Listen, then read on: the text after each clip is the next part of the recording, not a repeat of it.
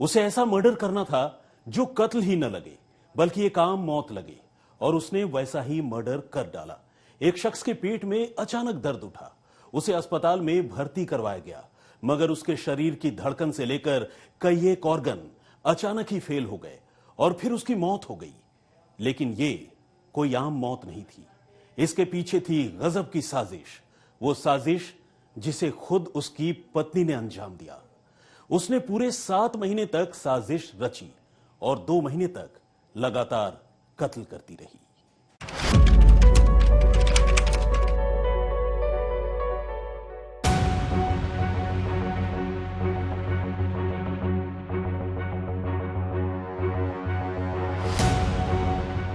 कपड़ों के कारोबारी कमलकांत शाह को अचानक पेट में काफी तेज दर्द की शिकायत हुई।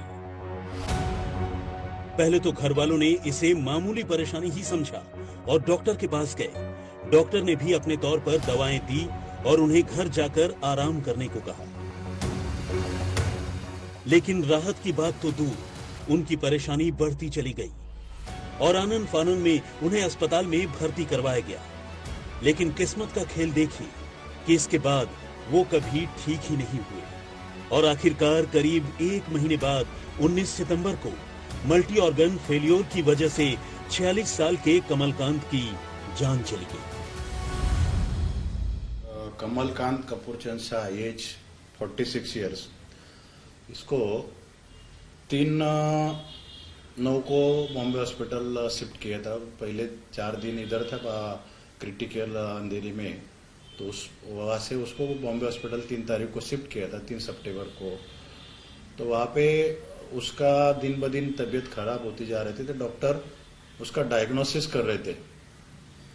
वेरियस टेस्ट करने के बाद लास्ट में उसको डॉक्टर को डायग्नोसिस किया कि उसके ब्लड में या बॉडी में कुछ सस्पिशियस मेटल पाए गए और डायग्नोसिस और उसका ट्रीटमेंट चलते ही उसका डेथ हो गया 19 तारीख को, 19/9 को। मौत से पहले तो खैर डॉक्टर उनकी बीमारी की वजहों को समझने की कोशिश कर रहे थे, लेकिन मौत के बाद कोशिश मौत की वजहों को जानने की होने लगी और इत्तेफाक से उनकी जो ब्लड रिपोर्ट डॉक्टरों के सामने थी वो किसी का भी दिमाग घुमा देने के लिए काफी थी।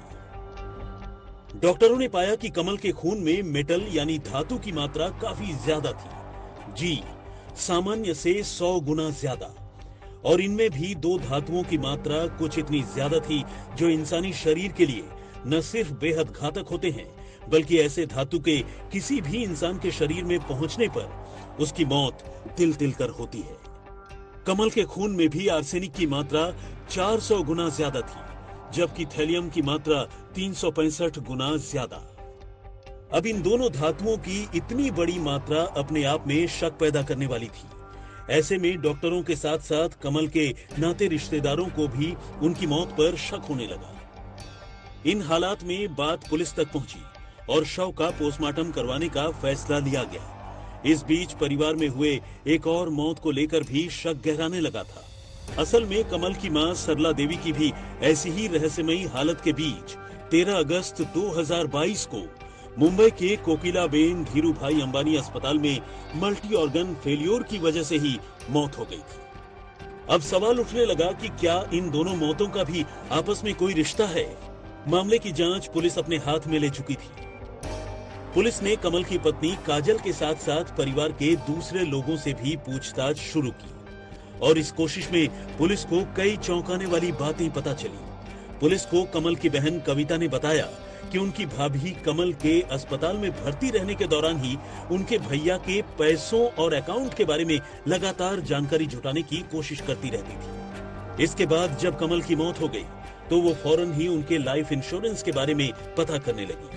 घर वालों को काजल के व्यवहार में किसी तरह के गम या अफसोस जैसी कोई बात नहीं दिखी। अब पुलिस ने डॉक्टरों से राय ली। डॉक्टरों ने बताया कि आर्सेनिक और थैलियम दरअसल वो धीमा जहर हैं जिन्हें खाने में मिला देने से न तो उसके टेस्ट में कोई फर्क आता है और न ही रंग में, लेकिन ये शरीर के अंदरूनी अंगों को बीमार करने लगते हैं।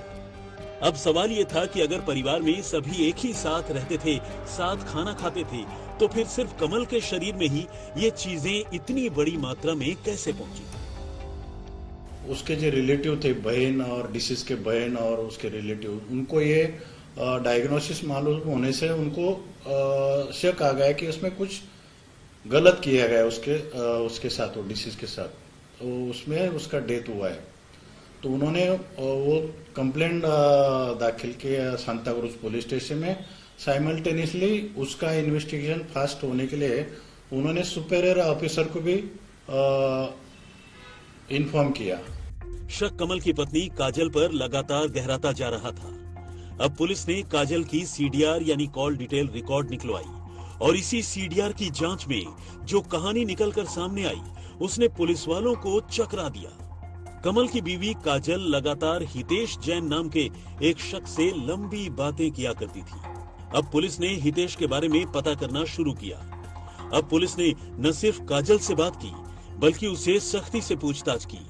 पुलिस की पूछताछ में काजल ने कबूल कर लिया कि वो हितेश से प्यार करती है और उसी ने अपने पति कमलकांत का कत्ल अपने प्रेमी हितेश के साथ मिलकर किया है ताकि वो उसकी मौत के बाद उसी के पैसों पर अपने प्रेमी के साथ मजे की जिंदगी गुजार सके।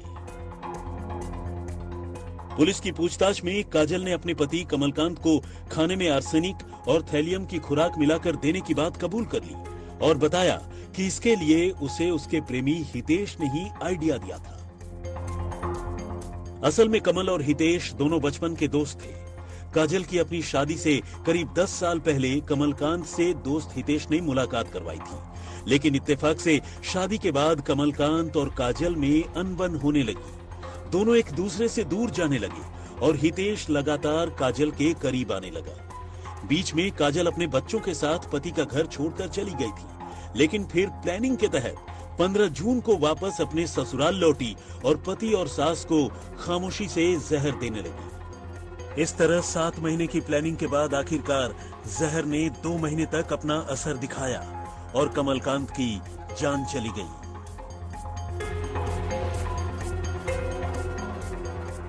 काजल तो गिरफ्तार हो चुकी थी, लेकिन अब उसके आशिक हितेश को अपनी गिरफ्तारी का डर सताने लगा था और इसी डर में उसने पुलिस से बचने के लिए एक और साजिश रची। उसने अपने किडनैप होने की झूठी कहानी गढ़ दी और जब तक पुलिस उस तक पहुंचती उसने बताया कि वो खुद जुर्म का शिकार है। उसे कुछ लोगों ने किडनैप कर लिया था और उसे बुरी तरह से मारपीट कर शाहपुर में नासिक रोड पर फेंक दिया। जब पुलिस ने उसे गिरफ्तार किया तो उसके शरीर पर जगह जगह चोट के निशान थे। हालांकि जब पुलिस ने उससे सख्ती से पूछताछ की तो पता चला कि ये चोट उसने खुद ही अपने शरीर पर लगाए थे ताकि पुलिस को अपनी झूठी कहानी से उलझा सके और गिरफ्तारी से बच सके। जो मेटल बॉडी को नुकसान पहुंचा था, ऐसे मेटल उनको दिए गए और उसमें ही उसका डेथ हुआ है।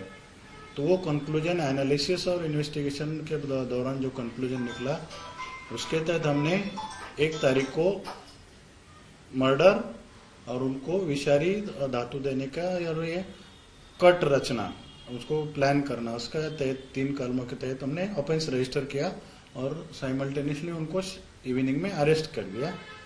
अरेस्ट किया उनको, उसमें डिसीज की पत्नी है और उसका बॉयफ्रेंड है, दोनों को अरेस्ट किया है और उनका रिमांड 8 तारीख तक है पुलिस कस्टडी में।